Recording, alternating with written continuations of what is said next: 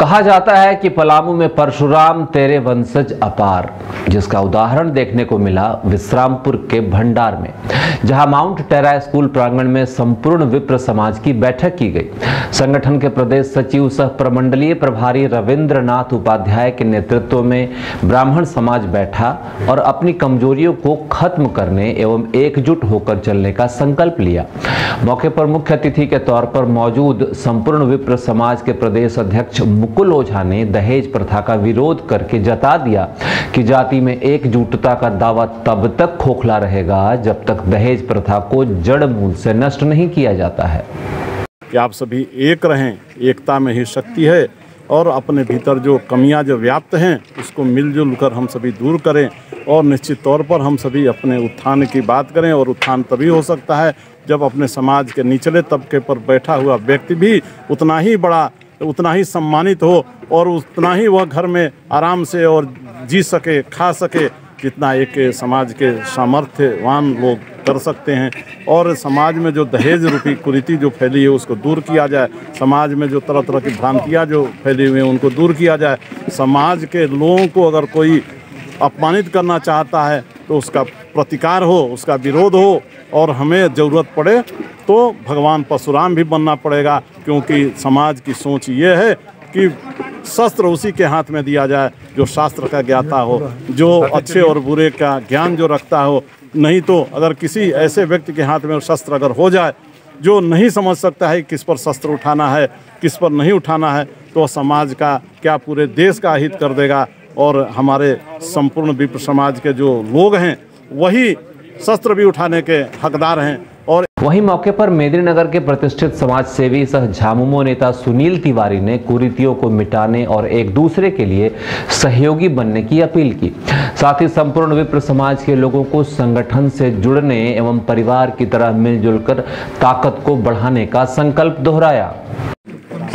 प्रथम बार एक ऐसी संस्था जो रजिस्टर्ड है और पूरे झारखंड में काम कर रही है और जिसमें सारे ब्राह्मण कहने का, जब हम ब्राह्मण कहते हैं तो ब्राह्मणों में भी कई विभाजन रेखाएं उत्पन्न हो जाती हैं। कोई सरयू पारी ब्राह्मण है, कोई मैथिल ब्राह्मण है, कोई सकलदीपी ब्राह्मण है।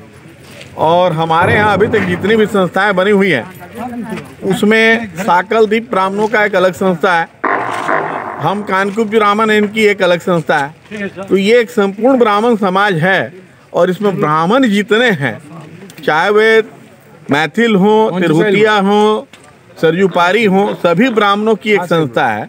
तो ये एक बहुत ही अच्छी बात है जिसकी शुरुआत हमारे पलामू प्रमंडल में हमारे आदरणीय मुकुल ओझा जी के द्वारा और रविंद्र उपाध्याय जी के प्रयास से आज बसंत पंचमी के ऐतिहासिक दिन को इस स्कूल के प्रांगण में इसकी शुरुआत हुई है।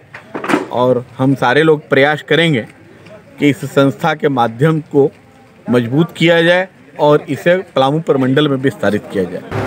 लेकिन बैठक के संचालक सह गांधी विचार मंच के कर्ता धर्ता रविंद्रनाथ उपाध्याय ने संस्कार भरी शिक्षा को बड़ा हथियार बताते हुए संस्कृत विद्यालयों को खोलने पर बल दिया। साथ ही बल दिया समाज को परिवार बनाने पर, सभी जाति उपजातियों को एक साथ लेकर चलने की बात कहते हुए किसी का तिरस्कार करने के बजाय उसे गले लगाने की जरूरत को बल दिया।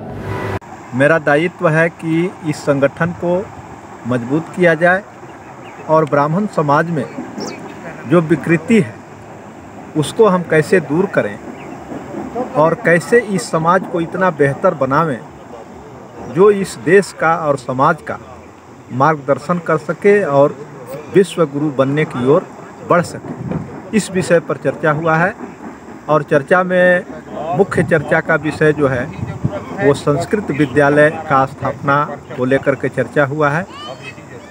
और इसके लिए हम लोग ग्राम कमेटी से शुरू करके ग्राम कमेटी, पंचायत कमेटी, प्रखंड कमेटी बनाएंगे, सदस्यता अभियान चलाएंगे, जिला कमेटी बनाएंगे और उसके बाद एक बृहद सम्मेलन करेंगे और सम्मेलन करके और समाज को दिशा देने का कार्य करेंगे।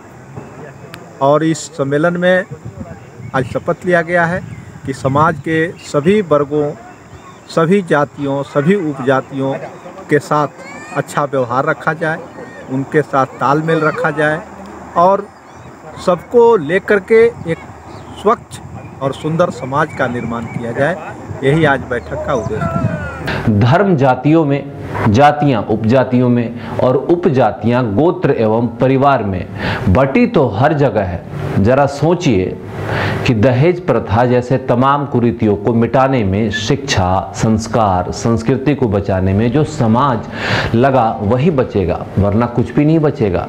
अब इसे भले लोग राजनीति का जरिया कहें, मगर सच तो यह है कि इसी बहाने समाज की दहेज रूपी कुरीतियों को मिटाने की कवायद आगे बढ़ती दिख रही है।